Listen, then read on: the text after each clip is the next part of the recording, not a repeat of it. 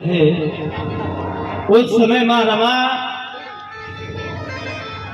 बम्बई की गलियों में उबले बेच बेच के घर का पालन कर रही थी।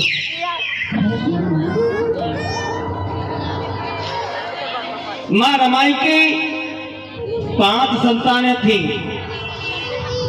4 लड़के थे, एक प्यारी बेटी थी इंदु।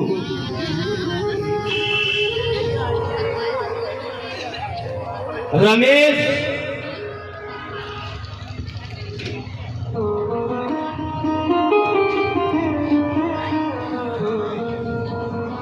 बेटा खत्म हो गया।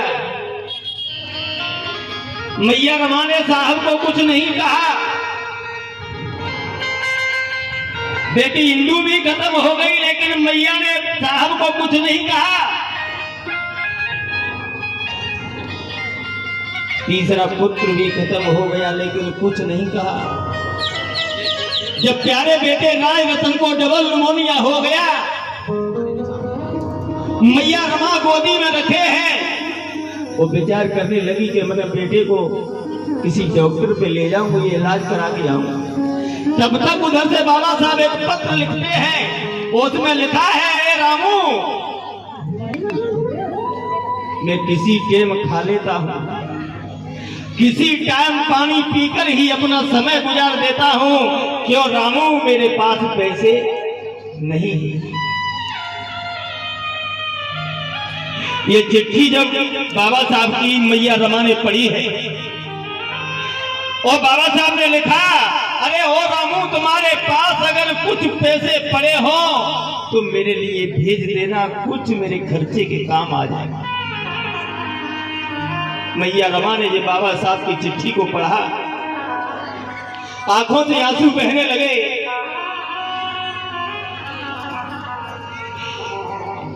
मां रमा ने सोचा कि अगर पैसे साहब के लिए भेजती हूं तो इधर मेरा बेटा राज रतन चला जाएगा, और अगर साहब के लिए पैसे नहीं भेजती हूं तो मेरे साहब की पढ़ाई अधूरी रह जाएगी।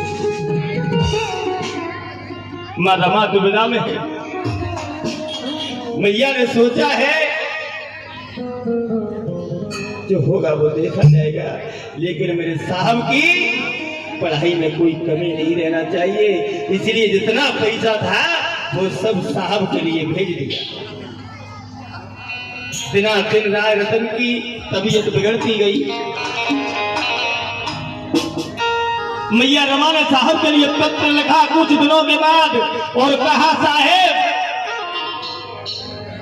तुम्हारी 3 संतानें खत्म हो चुकी हैं।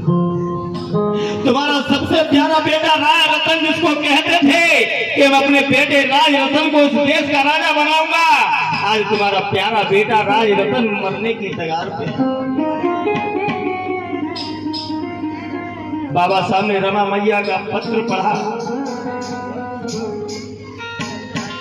बाबा साहब दौड़ते हुए घर आए और जैसे ही राज रतन को गोदी में लिया, बाबा साहब को गोदी में लेते ही राज रतन ने अपने प्राणों को छोड़ दिया। मैया रमा रो रो करके बुरा हाल हो गया। तब बाबा साहब ने कहा, ओ रामू, तू इस बच्चे के लिए रो रही है, वो मैं गरीब मौत भूख से तड़पते मरते हुए कई करोड़ों बच्चों को देखता हूं। रामू, मेरी आंखों के आंसू सूख चुके हैं, मैं मां रो भी नहीं सकता। तो मैया रमा को समझाने लगे बाबा साहब और कहने लगे, तरी निकली है बॉम्बे से फिल्मी दुनिया की लाइन में, और क्या गया बॉम्बे वालों ने भैया अवधेश। हेलो हेलो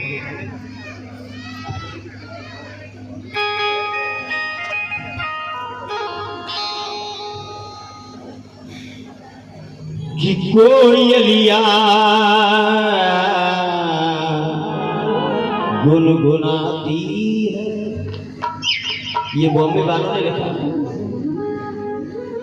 पायलिया खनकाती है, किस्मत ऐसी आती है नए रंग दिखलाती है।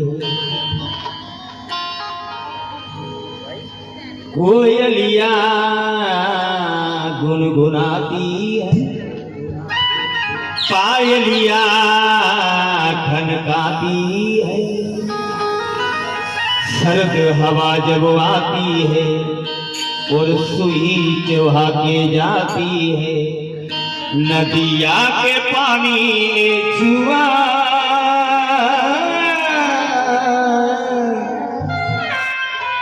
कैसे बताऊं क्या हुआ। ये बॉम्बे वालों ने लिखा, लेकिन बाबा साहब कहने लगे मैया रमा से क्या बोले, ओ रामा रे क्यों रोती है, मुखवचुओं से क्यों धोती है। किस्मत ऐसी आती है, नए रंग दिखलाती है। तू चाहे सहारा मितवा, कैसे बताऊं क्या हुआ।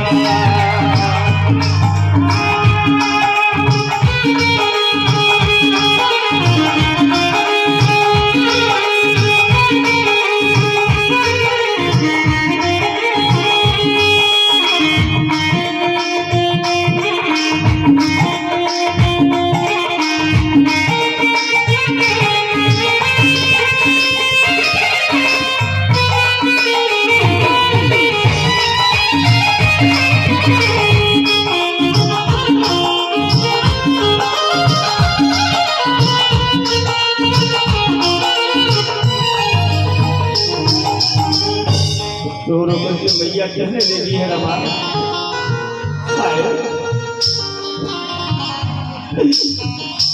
ओ भारी मजबूरी मैंने भारी दुख झेले, भारी मजबूरी मैंने भारी दुख झेले। मार मार रो करके कहने लगी है साहब, ओ भारी मजबूरी मैंने भारी दुख झेले। चार चार बेटा कोई रही गई अकेले हैं, चार चार बेटा कोई रहे हम अकेले हैं। ओ चार चार बेटा कोई गिरी अकेले हैं, चार चार बेटा कोई रही अकेले हैं। दिल कैसे समझाऊं मैं ना समझ पाऊं, दिल कैसे समझाऊं मैं ना समझ पाऊं। झूठा है सहारा मितवा, कैसे बताऊं क्या हुआ। ओ हमारी रोती है।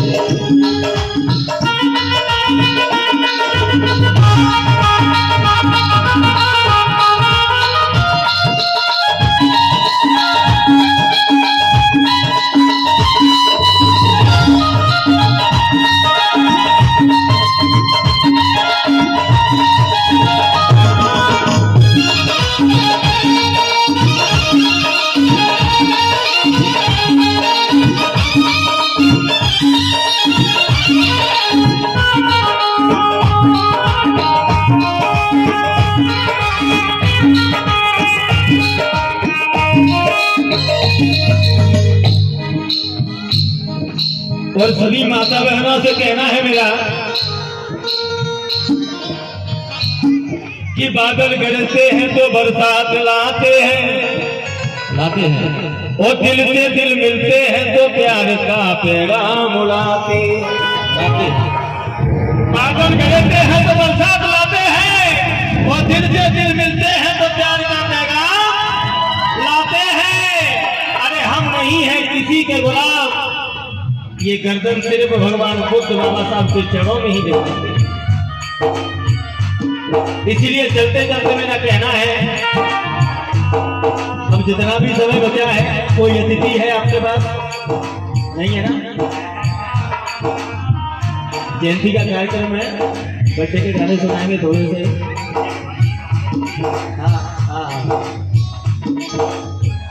एक हमारी बहन कहने लगी,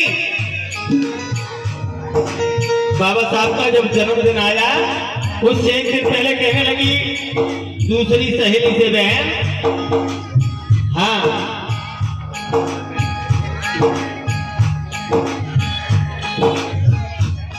सुनो री बहन, सुनाए दो। कल बाबा साहब का बर्थडे है। तो क्या करते बाबा साहब को बर्थडे? अरे हमें जानो वही, कहाँ जानो? अब तुम्हें ना पता? नहीं हमें ना पता, तुम्हें बताया। बाबा साहब की जयंती है, सभी